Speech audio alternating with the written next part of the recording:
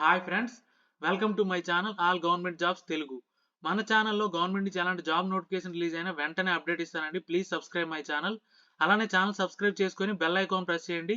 ఛానల్లో ఎటువంటి video upload అయినా మీకు వెంటనే నోటిఫికేషన్ వస్తుంది. మనం ఈ వీడియో విషయానికి వస్తే సిఎస్ఐఆర్ అండి, council of scientific and industrial research. దీనికి సంబంధించిన centre for cellular and molecular biology. ఇది మనకి ఈ కంపెనీ అనేది హైదరాబాద్ లో ఉందండి. ఇది ప్యూర్లీ సెంట్రల్ గవర్నమెంట్ కంపెనీ అండి. దీని నుంచి మనకి వేకెన్సీస్ నోటిఫికేషన్ రిలీజ్ అయిందండి. మనకి పోస్టింగ్ కూడా హైదరాబాద్ లో ఉంటుంది. హైదరాబాద్ లో ఉండి సెంట్రల్ గవర్నమెంట్ జాబ్ చేసుకునే ఒక అద్భుతమైన అవకాశం అండి. ఇది మనకి మేల్ అండ్ ఫీమేల్ ఇద్దరికి ఎలిజిబిలిటీ ఉంది. మనం ఈ వీడియోలో ఈ నోటిఫికేషన్ కావాల్సిన మినిమం రిక్వైర్మెంట్స్ ఏంటి, ఏజ్ క్రైటీరియా ఏంటి, పే స్ట్రక్చర్ ఏంటి, ఈ డీటెయిల్స్ అన్ని క్లియర్గా ఎక్స్ప్లెయిన్ చేశాను. అలాగే ఎలా అప్లై చేయాలి, ఎగ్జామ్ క్రైటీరియా ఏంటి, డీటెయిల్స్ కూడా క్లియర్గా ఎక్స్ప్లెయిన్ చేశానండి. సో వీడియో స్కిప్ చేయకుండా లాస్ట్ వరకు చూడండి. ఫర్దర్గా చూసుకుంటే ఇంపార్టెంట్ డేట్స్ అండి. మనకి ఆన్లైన్ అప్లికేషన్ ఓపెనింగ్ అనేది December 20th నుంచి స్టార్ట్ అయిందండి. లాస్ట్ డేట్ మనకి 2024 January 20 అండి. ఈ లోపు అప్లై చేయాలి. ఇంకొక ఇంపార్టెంట్ పాయింట్ ఏంటంటే మనకి అప్లై చేసిన తర్వాత వచ్చిన ప్రింట్అవుట్ కాపీని కూడా పంపించాలి. అది కూడా మనకి 2024 January 29 లోపు అక్కడికి రీచ్ అవ్వాలన్నమాట.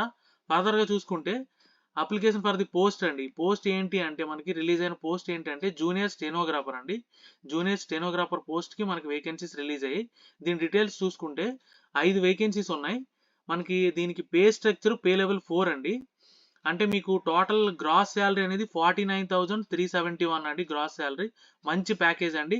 డెఫినెట్గా అందరూ అప్లై చేయండి. దీని క్వాలిఫికేషన్ డీటెయిల్స్ కూడా ఫర్దర్గా ఎక్స్ప్లెయిన్ చేస్తాను. ఇంకోటి అప్పర్ ఏజ్ లిమిట్ చూసుకుంటే 27 ఇయర్స్ అండి. 27 ఇయర్స్తో పాటు ఏజ్ రిలాక్సేషన్ కూడా ఉంటుంది. అది కూడా మనం ఫర్దర్గా ఎక్స్ప్లెయిన్ చేసుకుందాం.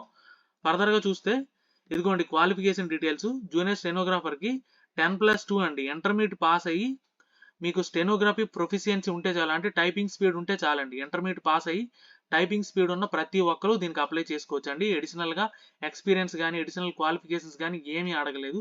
10+2 అంటే ఇంటర్మీడియట్ పాస్ అయ్యి మీకు టైపింగ్ స్పీడ్ ఉంటే చాలు. ఓకే, ఫర్దర్గా చూసుకుంటే బెనిఫిట్స్ అండి. సెంట్రల్ గవర్నమెంట్ ఎంప్లాయీస్కి ఏ బెనిఫిట్స్ ఉంటాయో అన్ని బెనిఫిట్స్ దీనికి ఉన్నాయండి. ఇది కూడా ఇక్కడ క్లియర్గా మెన్షన్ చేశాడు. Admissible to the central government employees and the made applicable to CSIR అని. సెంట్రల్ గవర్నమెంట్కి ఏమేమి అలవెన్స్ ఉంటాయో ప్రతి అలవెన్స్ ఉంటుంది. అది కూడా డేఎన్ఎస్ allowance, house rent allowance, transport allowance, అలాగే medical reimbursement, leave travel concession, ఇలాంటి అన్ని ఫెసిలిటీస్ ఉంటాయండి.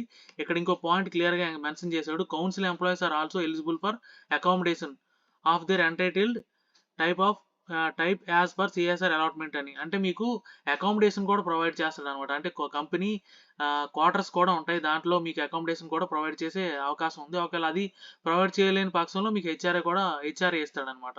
ఓకే, మంచి బెనిఫిట్స్ ఉన్న మీకు జాబ్ అండి ఇది. డెఫినెట్గా అందరూ అప్లై చేయండి. ఫర్దర్గా చూసుకుంటే కండిషన్స్ అండి, అంటే జనరల్ ఎలిజిబిలిటీ కండిషన్స్ ఉంటాయిగా ఆ రిక్వైర్మెంట్స్. మనకి ఇండియన్ సిటిజన్షిప్ ఉన్న ఎవరైనా అప్లై చేయొచ్చు. ఇంకోటి ఎసెన్షియల్ రిక్వైర్మెంట్స్ అన్ని లాస్ట్ డేట్ ఏదైతే ఉందో ఈ లోపే మనకి ఎక్వైర్ అయి ఉండాలన్నమాట. ఫర్దర్గా చూసుకుంటే ఇదిగోండి ఇక్కడ క్లియర్గా ఇచ్చాడు.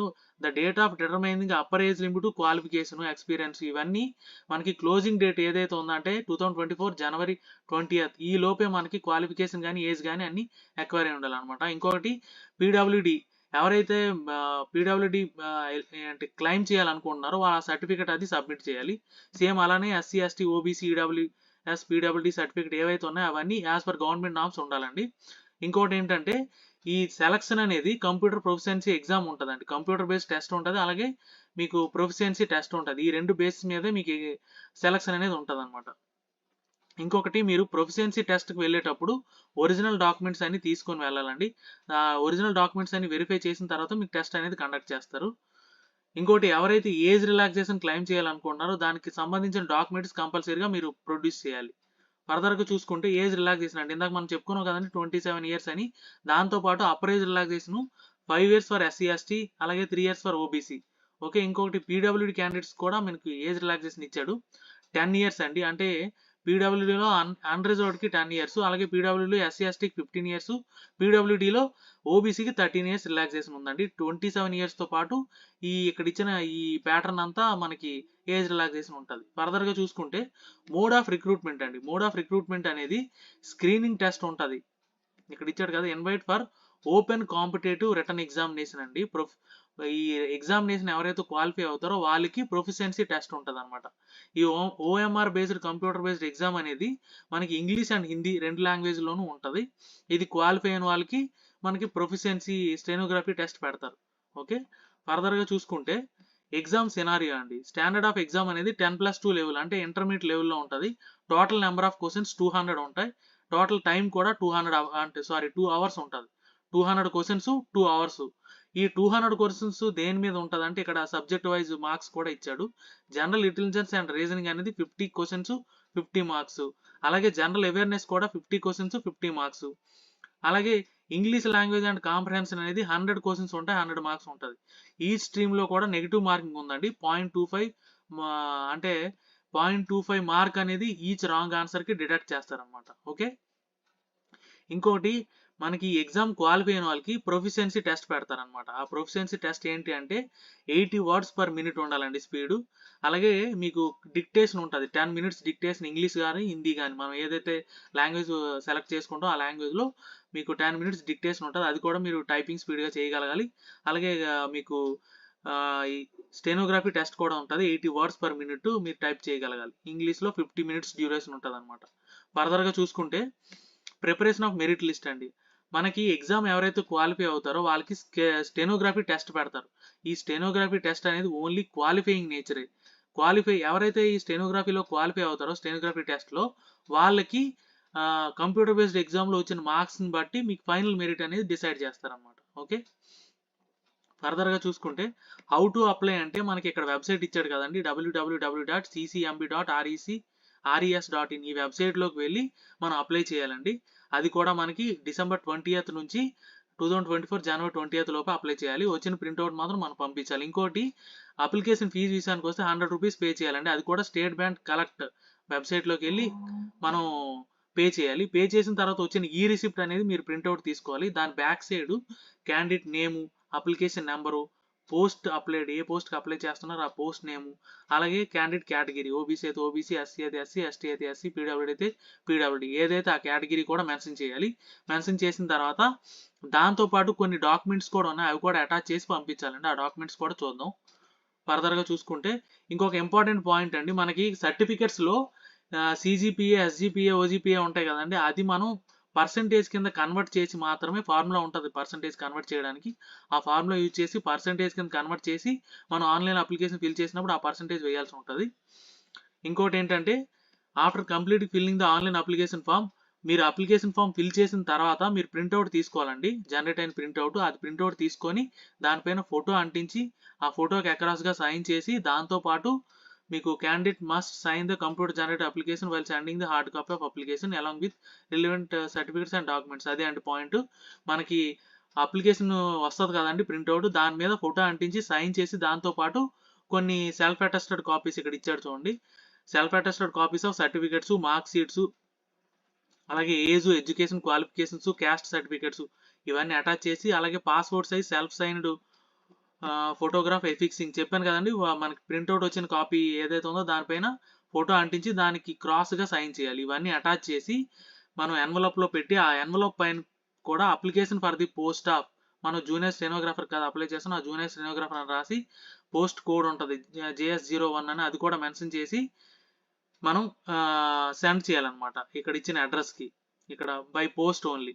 పోస్ట్ మాత్రమే చేయాలి. అది ఏ అడ్రస్ కంటే section officer recruitment CSIR centre for cellular and molecular biology Uppal road Habsiguda Hyderabad 500007 Telangana. ఈ అడ్రస్ పంపించాలి. అది కూడా మనకి జనవరి 29th లోపు రీచ్ అవ్వాలన్నమాట. ఓకే. ఫర్దర్‌గా చూసుకుంటే ఇక్కడ మనకి క్లియర్‌గా మెన్షన్ చేశాడు. ఇన్‌కంప్లీట్ అప్లికేషన్ అంటే ఫోటోగ్రాఫ్ లేకపోయినా, సిగ్నేచర్ లేకపోయినా, పేమెంట్ డీటెయిల్స్ లేకపోయినా, ఏ లేకపోయినా మీ అప్లికేషన్ అయితే రిజెక్ట్ చేస్తారు. ఇంకోటేంటంటే మీకు ఎనీ ఫర్దర్ ఇన్ఫర్మేషన్ ఏదైతే ఉందో మీకు అంటే ఎగ్జామ్ ఎప్పుడు ఉంటది, డాక్యుమెంట్ వెరిఫికేషన్ ఎప్పుడు ఉంటది, ఈ కంప్యూటర్ ప్రొఫిషియన్సీ టెస్ట్ గురించి అలాగే మీకు ఈ స్కిల్ టెస్ట్ ఉంటది కదండీ! దానికోసం అన్ని డీటెయిల్స్ అన్ని ఈ వెబ్‌సైట్‌లో అప్‌లోడ్ చేస్తానని చెప్పి ఇక్కడ ఇచ్చాడు. ఇంకోటేంటంటే మీకు ఈ హార్డ్ కాపీ పంపించమన్నారు కదా! హార్డ్ కాపీ లేకుండా మీరు ఓన్లీ ఆన్‌లైన్‌లో అప్లై చేసి వదిలేసారంటే మాత్రం మీ అప్లికేషన్ రిజెక్ట్ అయిపోద్ది. అది క్లియర్‌గా మెన్షన్ చేశాడు ఇక్కడ. ఇంకోటి మనకి ఏ డాక్యుమెంట్స్ అటాచ్ చేసి పంపించాలనేది ఇక్కడ క్లియర్‌గా మెన్షన్ చేశాడండి.